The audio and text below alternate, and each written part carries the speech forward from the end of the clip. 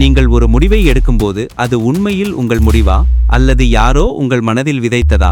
இந்த கேள்விதான் இன்று உலக அரசியலிலும் குறிப்பாக தேர்தல் களத்திலும் ஒரு மறைமுகமான போராக உருவெடுத்துள்ள செல்வாக்கு செயல்பாடுகள் எனப்படும் இன்ஃப்ளூயன்ஸ் ஆபரேஷன்களின் மையப்புள்ளி. கண்களுக்கு தெரியாத ஆனால் மிக சக்தி வாய்ந்த இந்த விளையாட்டு ஜனநாயகத்தின் எதிர்காலத்தையே தீர்மானிக்கக்கூடிய ஒன்றாக மாறியுள்ளது.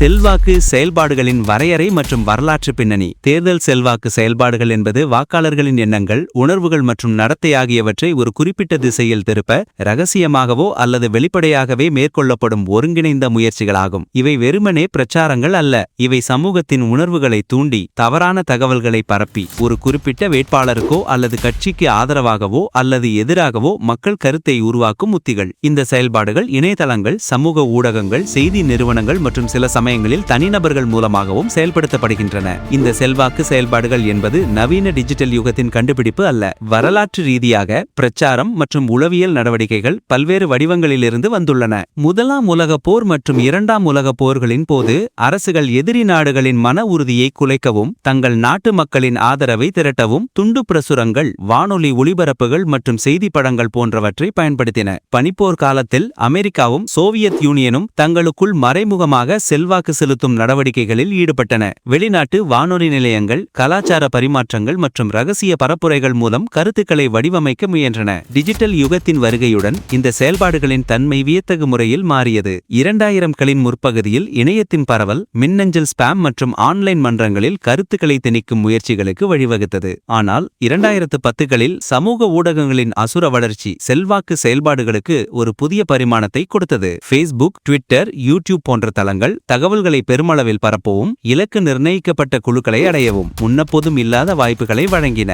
2016ஆம் ஆண்டு அமெரிக்க தேர்தலில் ரஷ்யாவின் தலையீடு குறித்த அறிக்கைகள் சமூக ஊடகங்கள் எவ்வாறு செல்வாக்கு செயல்பாடுகளுக்கான ஒரு சக்தி வாய்ந்த கருவியாக பயன்படுத்தப்படலாம் என்பதை உலகிற்கு உணர்த்தின. செயல்பாட்டு முறைகள். எப்படி இந்த மறைமுகமான விளையாட்டு செயல்படுகிறது? இந்த மறைமுகமான விளையாட்டு எப்படி செயல்படுகிறது என்பதை புரிந்துகொள்வது அவசியம். இது பொதுவாக பல கட்டங்களை கொண்ட ஒரு திட்டமிட்ட செயல்முறையாகும். இலக்கு குழுவை அடையாளம் காணுதல் மற்றும் ஆய்வு செய்தல். முதலில் ஒரு குறிப்பிட்ட இலக்கு குழுவை அடையாளம் காண்கிறார்கள். இளைஞர்கள், குறிப்பிட்ட சமூகத்தினர் அல்லது அரசியல் ரீதியாக நடுநிலை வகிப்பவர்கள் என பல பிரிவுகள் இருக்கும். இந்த குழுக்களின் சமூக ஊடக செயல்பாடுகள், இணைய தேடல்கள், அரசியல் விருப்பங்கள் மற்றும் உணர்ச்சிபூர்வமான பலவீனங்கள் குறித்த விரிவான தரவுகள் சேகரிக்கப்படுகின்றன. இந்த தரவுகள் மூலம் அவர்களின் உணர்வுகளையும் கவலைகளையும் நம்பிக்கைகளையும் புரிந்து கொள்ள விரிவான ஆய்வுகள் மேற்கொள்ளப்படுகின்றன. உளவியல் ரீதியாக மக்கள் தங்கள் நம்பிக்கைகளை உறுதிப்படுத்தும் தகவல்களை எளிதில் ஏற்றுக்கொள்வார்கள் என்பதை பயன்படுத்தி அந்த நம்பிக்கைகளுக்கு ஏற்ப செய்திகள் வடிவமைக்கப்படுகின்றன. Content creation. இலக்கு குழுவின் அடிப்படையில் அவர்களுக்கு ஏற்ற செய்திகள் உருவாக்கப்படுகின்றன. இந்த செய்திகள் உண்மையாக இருக்க வேண்டிய அவசியமில்லை. அவை உணர்ச்சி பூர்வமாக தூண்டுவதாகவோ அச்சத்தை ஏற்படுத்துவதாகவோ அல்லது நம்பிக்கையை அளிப்பதாகவோ இருக்கலாம். டிஸ்இன்ஃபர்மேஷன். இது வேண்டுமென்றே மக்களை ஏமாற்றுவதற்காக உருவாக்கப்பட்ட மற்றும் பரப்பப்படும் பொய்யான தகவல்கள். மிஸ்இன்ஃபர்மேஷன். இது உண்மை என நம்பப்பட்டு ஆனால் உண்மையில் தவறான தகவல்கள். இதை பரப்புபவர்களுக்கு ஏமாற்றும் நோக்கம் இருக்காது. மேல் இன்ஃபர்மேஷன். இது உண்மையான தகவலாக இருந்தாலும் தனிநபர்களுக்கோ குழுக்களுக்கோ அல்லது ஒரு நாட்டிற்கோ தீங்கு விளைவிக்கும் நோக்கில் பயன்படுத்தப்படுவது. உதாரணமாக, ஒரு வேட்பாளர் குறித்த சிறிய குறைபாட்டை மிகைப்படுத்தி அவர் ஒரு மோசமான தலைவர் என்ற பிம்பத்தை உருவாக்குவது ஒரு உத்தி. போலி செய்திகள், டீப் ஃபேக்ஸ் மற்றும் AI உருவாக்கிய உள்ளடக்கம். செயற்கை நுண்ணறிவு தொழில்நுட்பத்தை பயன்படுத்தி உருவாக்கப்பட்ட போலி வீடியோக்கள், ஆடியோக்கள் மற்றும் படங்கள் ஆகியவை நம்பகத்தன்மையுடன் தோன்றும். ஒரு வேட்பாளர் சொல்லாத ஒன்றை சொன்னது போலவோ செய்யாத ஒன்றை செய்தது போலவோ நம்பும்படியாக உருவாக்கப்படலாம். இப்படி உருவாக்கப்பட்ட செய்திகள் பல்வேறு வழிகளில் பெருமளவில் பரப்பப்படுகின்றன. சமூக ஊடகங்களில் போலி கணக்குகள், ஆட்டோமேட்டட் பாட்ஸ் மற்றும் ஒருங்கிணைந்த போலியான நடத்தைகள் மூலம் செய்திகள் மில்லியன் கணக்கான மக்களை அடைகின்றன.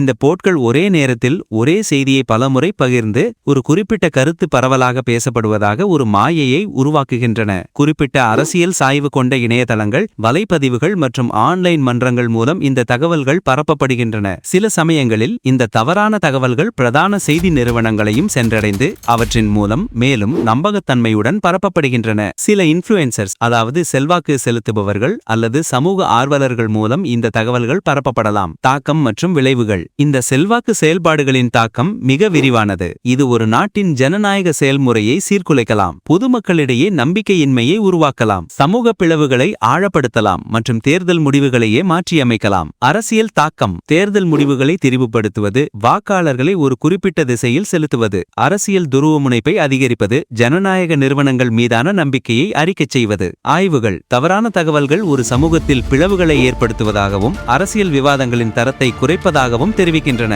சமூகத்தில் வெறுப்பு பேச்சு, இனவெறி மற்றும் மதவெறி உணர்வுகளை தூண்டி சமூக நல்லிணக்கத்தை குலைப்பது, தனிநபர்களின் மன ஆரோக்கியத்தை பாதிப்பது, அவர்களை ஒரு எதிரொலி அறைக்குள் சிக்க வைப்பது, மேலும் உண்மைக்கும் பொய்க்கும் இடையிலான கோட்டை மெலிதாக்குவது, ஊடகங்கள் மீதான நம்பகத்தன்மையை குறைப்பது, மக்களின் விமர்சன சிந்தனை திறனை அறிக்கை செய்வது ஆகும். ஒரு காலத்தில் வெளிநாட்டு சக்திகள் மட்டுமே இந்த நடவடிக்கைகளில் ஈடுபட்டதாக கருதப்பட்டது. ஆனால் இன்று உள்நாட்டு அரசியல் கட்சிகள், தனியார் நிறுவனங்கள் மற்றும் தனிநபர்களும் கூட இந்த நுட்பங்களை தங்களுக்கு சாதகமாக பயன்படுத்த தொடங்கியுள்ளனர். தகவல்கள் ஒரு நொடியில் உலகை சுற்றி வரும் இந்த டிஜிட்டல் யுகத்தில் உண்மைக்கும் பொய்க்கும் இடையிலான கோடு மெலிதாகிவிட்டது.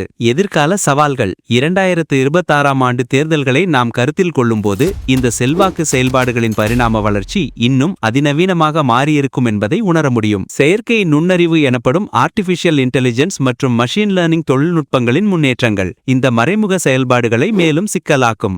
AI தொழில்நுட்பம் மூலம் உருவாக்கப்படும் டீஃபேக்குகள் ஒரு வேட்பாளர் சொல்லாத ஒன்றை சொன்னது போலவோ செய்யாத ஒன்றை செய்தது போலவோ நம்பும்படியாக உருவாக்கப்படலாம். இது உண்மையான வீடியோக்களுக்கும் போலி வீடியோக்களுக்கும் இடையிலான வேறுபாட்டை கண்டறிவதை மிகவும் கடினமாக்கும். மைக்ரோ டார்கெட்டிங் எனப்படும் நுண் இலக்கு நிர்ணயம் இன்னும் துல்லியமாகி ஒவ்வொரு வாக்காளரின் தனிப்பட்ட விருப்பங்கள், அச்சங்கள் மற்றும் சமூக ஊடக செயல்பாடுகள் ஆகியவற்றின் அடிப்படையில் அவர்களுக்கு ஏற்றவாறு செய்திகள் வடிவமைக்கப்படும். AI ஆனது ஒரு தனிநபரின் உளவியல் சுயவிவரத்தை மிகவும் துல்லியமாக பகுப்பாய்வு செய்து எந்த வகையான செய்தி அவர்களுக்கு மிகவும் தாக்கத்தை ஏற்படுத்தும் என்பதை கண்டறியும். AI ஆல் இயங்கும் போட்கள் மனிதர்களின் தலையீடு இல்லாமல் தானாகவே செய்திகளை உருவாக்கி பரப்பி இலக்கு குழுக்களின் எதிர்வினைகளுக்கு ஏற்ப தங்கள் உத்திகளை மாற்றியமைக்கும் திறன் கொண்டவையாக மாறும். இது செல்வாக்கு செயல்பாடுகளின் வேகத்தையும் அளவையும் கணிசமாக அதிகரிக்கும். இணைய தாக்குதல்கள் மற்றும் செல்வாக்கு செயல்பாடுகள் ஆகியவை இணைந்து செயல்படும். உதாரணமாக, ஒரு அரசியல் கட்சியின் தரவுகளை ஹேக் செய்து அந்த தரவுகளை அடிப்படையாக கொண்டு தவறான தகவல்களை பரப்பும் பிரச்சாரங்கள் மேற்கொள்ளப்படலாம். பாதுகாப்பு மற்றும் விழிப்புணர்வு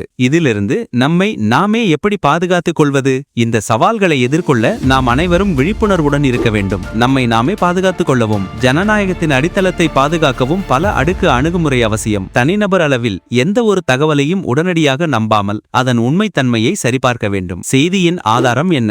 அதை யார் வெளியிட்டார்கள்? வேறு நம்பகமான ஆதாரங்கள் இதை உறுதிப்படுத்துகின்றனவா என்று கேள்வி கேட்க வேண்டும். ஒரே ஒரு செய்தி மூலத்தை நம்பாமல் வெவ்வேறு அரசியல் சாய்வுகள் கொண்ட பல நம்பகமான செய்தி நிறுவனங்களிலிருந்து தகவல்களை பெறுவது அவசியம். இது ஒரு சமச்சீரான கண்ணோட்டத்தை அளிக்கும். சமூக ஊடகங்களில் பகிரப்படும் உள்ளடக்கத்தை உணர்ச்சிபூர்வமாக அணுகாமல் அதன் பின்னணியில் உள்ள நோக்கத்தை ஆராய வேண்டும். போலி கணக்குகள் மற்றும் போட்களை அடையாளம் காணும் திறன்களை வளர்த்துக் கொள்வது மிக அவசியம். ஊடக எழுத்தறிவு டிஜிட்டல் குடிமக்களுக்கான ஒரு அத்தியாவசிய திறனாக மாறியுள்ளது. இது தவறான தகவல்களை அடையாளம் காணவும் டிஜிட்டல் உலகில் பொறுப்புடன் செயல்படவும் உதவுகிறது. சரிபார்க்கப்படாத தகவல்களை பகிராமல் இருப்பது தவறான தகவல்கள் பரவுவதை கட்டுப்படுத்தும். சமூக மற்றும் நிறுவன அளவில் பள்ளிகள் மற்றும் கல்லூரிகளில் ஊடக எழுத்தறிவு மற்றும் டிஜிட்டல் குடிமை பயிற்சி அளிப்பது எதிர்கால தலைமுறையினரை இந்த அச்சுறுத்தல்களிலிருந்து பாதுகாக்கும். நம்பகமான சுதந்திரமான இதழியலுக்கு ஆதரவளிப்பது உண்மை தகவல்களை வெளிக்கொண்டு வர உதவும். இதில் ஃபேக்ட் செக்கிங் ஆர்கனைசேஷன்ஸ் எனப்படும் உண்மை சரிபார்ப்பு நிறுவனங்கள் முக்கியமான பங்காற்றுகின்றன. அரசாங்கங்களும் தொழில்நுட்ப நிறுவனங்களும் இந்த அச்சுறுத்தலை எதிர்கொள்ள புதிய சட்டங்களையும் தொழில்நுட்ப தீர்வுகளையும் உருவாக்க வேண்டும். வெளிநாட்டு தலையீடுகளை கட்டுப்படுத்தவும் ஆன்லைன் விளம்பரங்களில் வெளிப்படைத்தன்மையை உறுதிப்படுத்தவும் சட்டங்களை இயற்றுவது. சமூக ஊடக தளங்களில் போலி கணக்குகளை நீக்குவது, போட்களை கண்டறிவது, தவறான தகவல்களை குறைப்பது, அரசியல் விளம்பரங்களில் வெளிப்படைத்தன்மையை அதிகரிப்பது போன்ற நடவடிக்கைகளை எடுக்க வேண்டும். AI உருவாக்கிய டீப்ஃபேக்குகள் மற்றும் பிற உள்ளடக்கங்களை கண்டறியும் தொழில்நுட்பங்களை மேம்படுத்துவது. நாடுகளுக்கிடையே தகவல் பரிமாற்றம் மற்றும் ஒத்துழைப்பு மூலம் எல்லை தாண்டிய செல்வாக்கு செயல்பாடுகளை எதிர்கொள்ளலாம். இந்த தேர்தல் செல்வாக்கு செயல்பாடுகள் ஒரு முடிவற்ற விளையாட்டாக தோன்றலாம். ஆனால் நமது ஜனநாயகத்தின் அடித்தளத்தை பாதுகாக்க நாம் அனைவரும் பொறுப்புடன் செயல்பட வேண்டும். ஒவ்வொரு வாக்காளரும் ஒரு தகவலறிந்த முடிவை எடுக்கும்போதுதான் ஜனநாயகம் உண்மையாக வெல்லும். 2026ஆம் ஆண்டு மட்டுமல்ல, எதிர்காலத்தில் எந்த ஒரு தேர்தலாக இருந்தாலும் இந்த மறைமுகமான விளையாட்டை புரிந்து கொண்டு விழிப்புணர்வுடன் செயல்படுவதே நமது மிகப்பெரிய பாதுகாப்பாகும்.